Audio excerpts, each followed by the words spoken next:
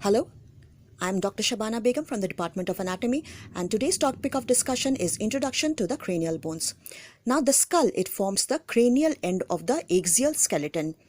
The skull, it consists of 22 bones besides the 6 ear ossicles. 21 bones are firmly connected to one another by means of the sutures or the synchondroses. Only one is movable, and that is the mandible.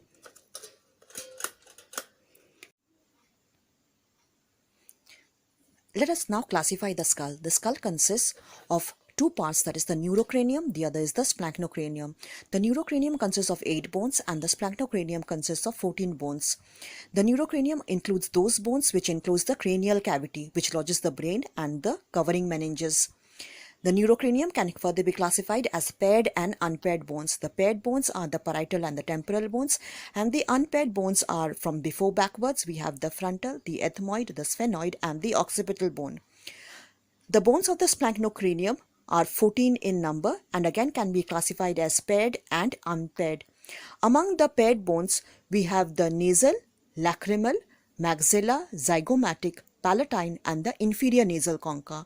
The unpaired bones include the vomer and the mandible. Now let us see in the skull. So the paired bones,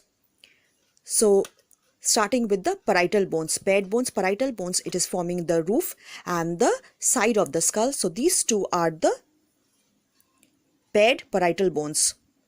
Just below that we have the temporal bones, which lodges the middle and the internal ears. So these are the paired parietal bones. Below that over here we have the temporal bones. Now unpaired bones are the frontal, ethmoid, sphenoid, and occipital. So this is the frontal bone forming the forehead. The ethmoid bone is located deep inside in between the two orbits. The frontal bone, you can see it is articulating behind with the two parietal bones, and the two parietal bones articulates behind with the occipital bone. So in front over here we have the frontal bone and behind we have the occipital bone. Now we are going to remove the vault of the cranium. Now after removing the vault of the skull, we can see the interior of the cranium. The interior of the cranium, this is the front and this is behind. So over here is the frontal bone, behind we have the occipital bone, and inside you can see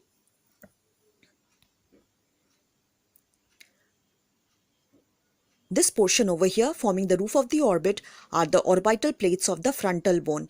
In between the two over here we can see a perforated area. So this perforated area over here, this is the ethmoidal bone, the ethmoid. Behind that, this region over here is formed by the sphenoid, and behind this we have the occipital bone, which has the opening, that is the foramen magnum. Now let us see the individual bones of the neurocranium. This is the parietal bone. It is a flat quadrilateral shaped bone.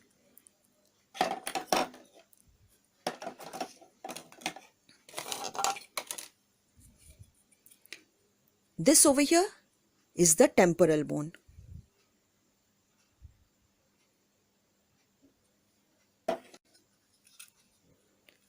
Frontal bone.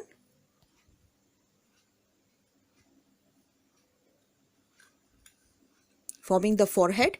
This is the interior view. Over here we can see that the frontal bone, it has orbital plates, and these orbital plates, it forms the roof of the orbit.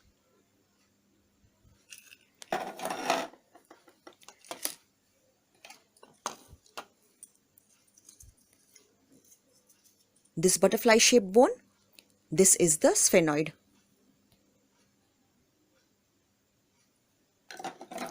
And this is the occipital bone. It is quadrilateral and having a large foramen over here. This is the foramen magnum. Next we come to the bones forming the splanocranium. So these are the two orbital cavities. This is the nasal cavity. The first is the nasal bone. So this paired bones, these two are the paired nasal bones. This bone over here is the maxilla. This maxilla, it has alveolar process which lodges the teeth of the upper jaw. This bone is the zygomatic bone. Inside the orbit over here you can see a perforated thin bone. This is the lacrimal bone. So this is the nasal bone, this is the maxilla, this is the zygomatic, this over here is the lacrimal bone. Inside the nasal cavity, over here you see shelf-like projections. The lowermost shelf-like projection, this bone is the inferior nasal concha. Now in order to see the palatine bone, we will have to see the hard palate. So this is we are turning the bone upside, this is the hard palate. Now this hard palate, the posterior part of the hard palate, over here this L-shaped bone, over here paired bones, these are the palatine bones. And this is the nasal septum, the posterior part of the nasal septum, over here this bone is the vomer.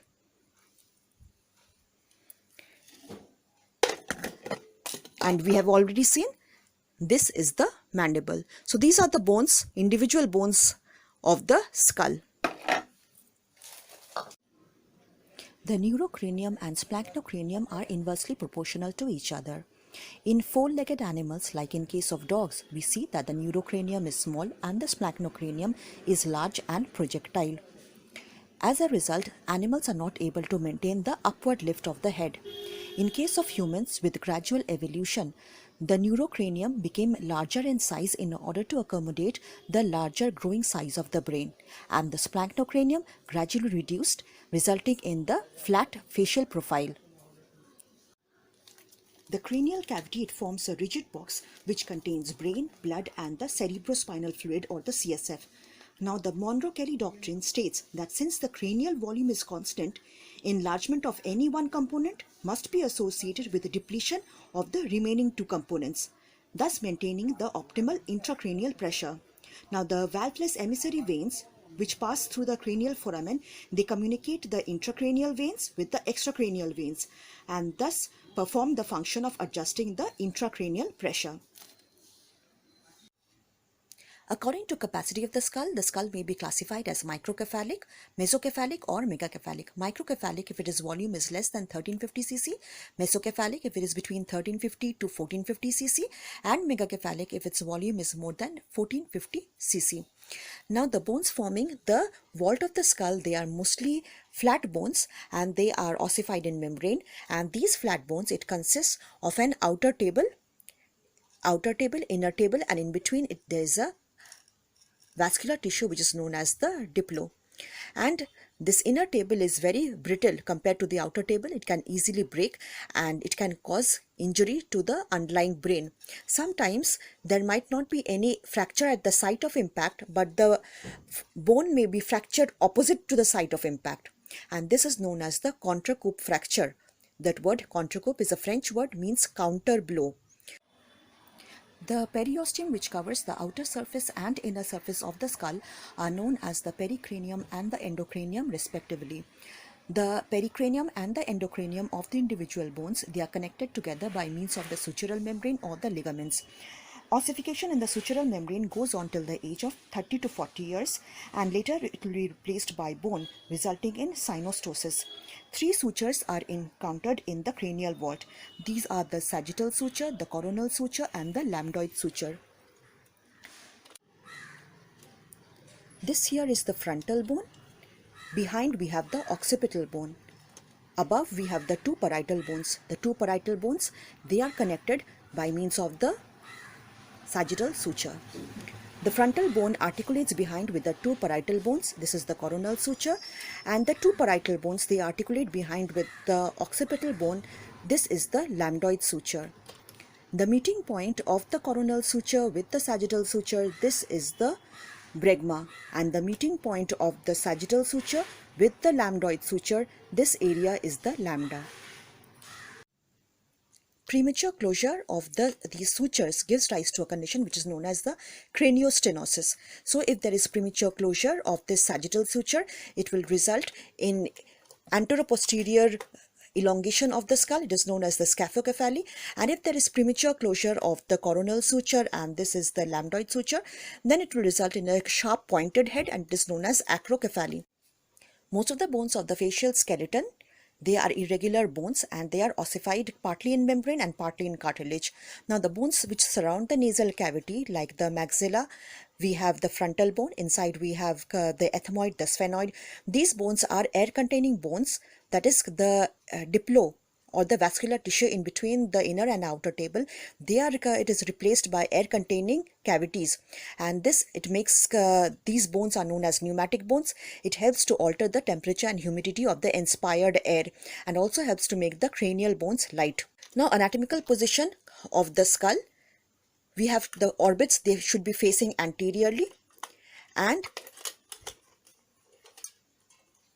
the lower margin of the orbit and the upper margin of the external acoustic meatus. This is the external acoustic meatus, this one. So the lower margin of the orbit and the upper margin of the external acoustic meatus should be in the same horizontal plane. This is known as the Frankfurt's plane. With this, we shall conclude our today's session on Introduction to Cranial Bones. Hope you liked it. See you. Bye-bye.